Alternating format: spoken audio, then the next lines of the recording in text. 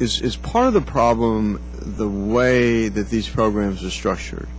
So you take hub zone, and so you have to have some presence in a hub zone, and then the question is it somewhat ambiguous as to what that, where is the line between fraud versus a legitimate presence?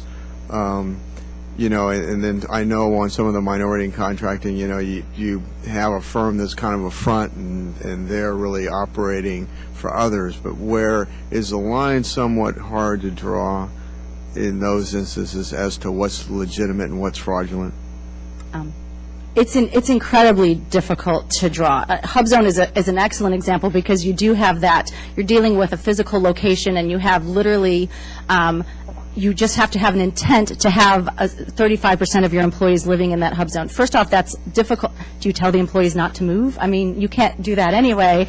And then how would you prove a business owner didn't have the intent to keep a 35% presence? That's an incredibly difficult standard, and I will tell you that a lot of the referrals that we had gotten from GAO after their reports about these hub zone issues, they were declined criminally for that very reason. I honestly, as a former prosecutor, don't know how you go in and prove that beyond a reasonable doubt. Right. I just don't know how you do it. I think that, but it also must be acknowledged that the very nature of these programs, I think, argue against very simple rules. I think it would be hard to draw incredibly simple rules because you get into who controls the company, and that's important to know because you should have, in an 8A program, you should have the disadvantaged individual controlling the company. You should, those things, and when those are kind of prerequisites to the program, it's hard not to have, to a certain extent, convoluted rules. But there's no question that they're difficult. And the more difficult it is for the agency to administer, then try explaining that again to a jury. It's hard to do. And it's one of the reasons, though not the only reason, I think that we very often have a frustrating time getting cases accepted. The no loss provision that Inspector General Miller talked about is the biggest reason, just so you know, that I would love to discuss. But just the complexity of these programs, again, for the small businesses to understand, for the contracting officers to understand, for the AUSAs to understand, is considerable. Ms. Miller? And these are very difficult cases to prove. That's why prosecutors don't like them generally. When you talk about an 8A company and a minority doing 51% of the work, it's very hard to prove that they were doing less than 51% of the work. But it's very important to go after the cases where you can prove it, to send the message, the deterrent message, to stop others from trying to cheat. Because they know, as I said in my opening statement, they know that they may not be detected, that the federal government may not be able to make the case against them easily, and they may get away with it. So it's important to make a statement with the ones that we do catch and make sure the penalty is high enough to send a statement. And that's where a measurement of the loss to the government comes in, because the sentencing guidelines are geared to loss to the government. And if there's a very small loss, because what a judge might do is say, well, the federal government got most of what it asked for. Sure, it didn't get it from the small business, but it got a pretty good product. And, I had a case where the product was actually better than if it were done by a small business. But that's why, as a substantive rule of law, if we say that loss to the government equals the value of the contract, then the amount of loss is higher and the potential sentence is higher. And the same with civil cases, too, cases under the False Claims Act, for example. If you have a higher loss to the government, you have potentially treble damages and civil penalties. And then it would be worthwhile to bring the cases. So review with me, both of you, what your recommendation is in law in terms of the penalties.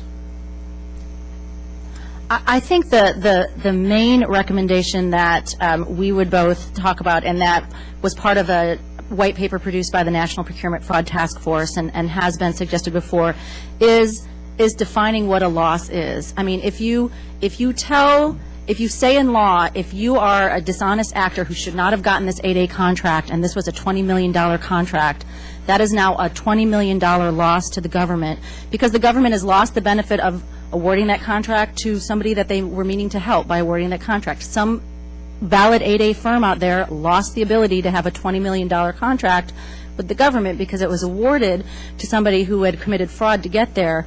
If that's the loss, then they're facing jail time, serious time, and that's what gets the prosecutors interested.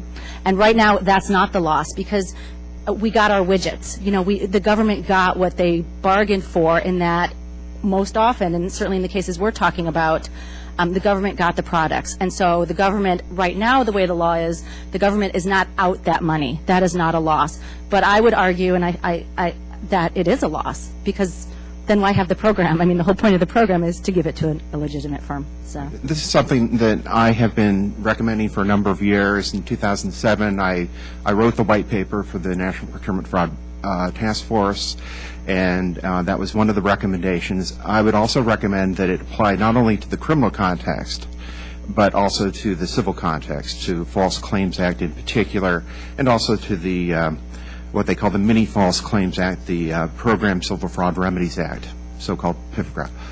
And that way we'd have more effective civil remedies as well. The one question I have to ask you is, and that is, that sometimes I get complaints from the federal judiciary about the over-criminalization of you know, that it's stacking up in their courts. What kind of, so if we went to the system that you're recommending, what kind of caseload do you think would be added to our federal court system? I think I'd be living in a fantasy world if I thought that they'd be knocking down my door for every case that I could give them, in all candor, which is to say, I doubt that we would then displace every kind of juicy drug case or kidnapping case or anything that the feds are dealing with now. But I can't give a quantitative answer to that question, but I can tell you that we would be effectively able to go after people who are illegitimately getting contracts worth tens of millions of dollars.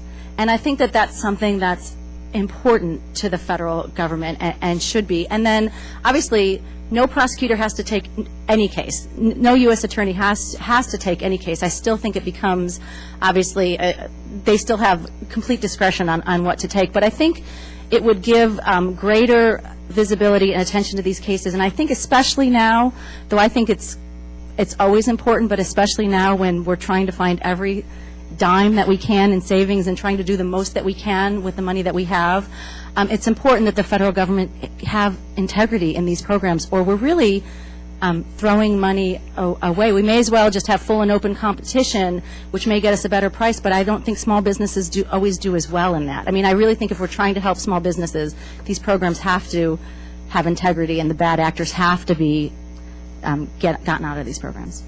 It would have it would increase the criminal cases, but not a whole lot, because they're still difficult to prove. On the civil side, I think the cases would increase because you would have more False Claims Act cases. Okay. Because currently it's not worthwhile for a relator or a whistleblower to go into federal court, because the small business will fold or they won't get enough in damages. Okay. Out of the different categories in small business contract, the different preferences, which one do you think is the most abused in terms of fraud? There is absolutely no way I could give you an answer to that question, because I'd have to know the universe of fraud, and sure. Okay. My 31 investigators couldn't possibly tell that. I mean, you have relative sizes of programs, but I couldn't tell you which is the most abused. Hub zone? Is it minority contracting? I'd say it's just abuse of a different type depending on the program. Okay. Yeah. It's a bit of a catch-22, because right now, unfortunately, we don't devote huge resources to detecting small business fraud. We do investigate it and try and detect it, but we devote our limited resources to the larger cases. For example, we recovered $200 million about 2 weeks ago from Oracle. And so we devote resources to huge cases, and we do devote resources to these small business fraud cases, but not a lot, because we know if we develop them and spend the resources, they're likely not going to be accepted for prosecution. There's likely not going to be a False Claims Act case brought by the Department of Justice. And here we have spent all these resources for very little return, and I don't think you would be happy with us for using our resources in that way. So it's kind of hard to say which program has the most fraud. Once we start looking, I'll guarantee you we will find fraud, because I think it is wrought with fraud, especially when you rely on self-certifications without verification. And final question, because I have to go vote. And that is that, what about, do you think that it's just prohibitively costly to put more of a responsibility on the part of the acquisition force of government to vet these applications, to vet the bids a little bit better, to say, okay, is this really a disabled veteran? Is this really a minority firm? Is this really going to be in the hub zone? I mean, is there more? Should there be more responsibility in terms of contracting? I'm not sure that the answer is putting a greater onus on the acquisition workforce, to your point that they are already really overburdened. And quite frankly, I will tell you from where I sit, what concerns me about that is the contracting officers have a job to do. They need to get those contracts done.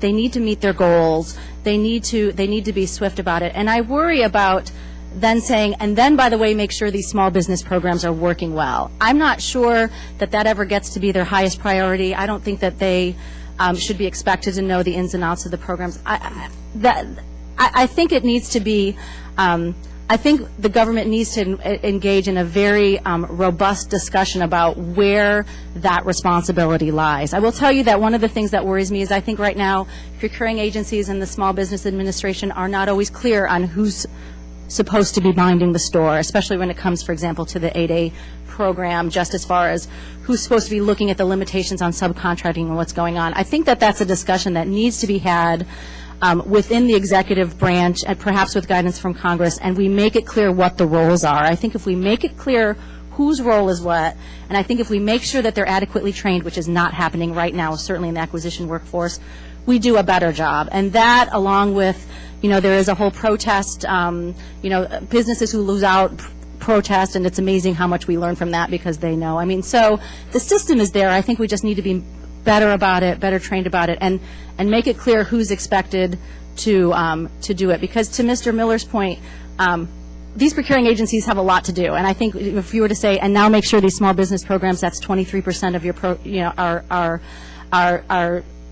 have the integrity that they need, I think they'd say, that's not, I just need to get my stuff done. So I'm afraid I'm going to have to, I got 3 minutes to get over there. Mr. Miller, Ms. Gustafson, I just want to thank you so much for testifying today. I think that your testimony has been very revealing, and certainly, I think, gives a blueprint to the Congress of the United States to take action on, I think, what is a very critical issue. Thank you so much. Thank you.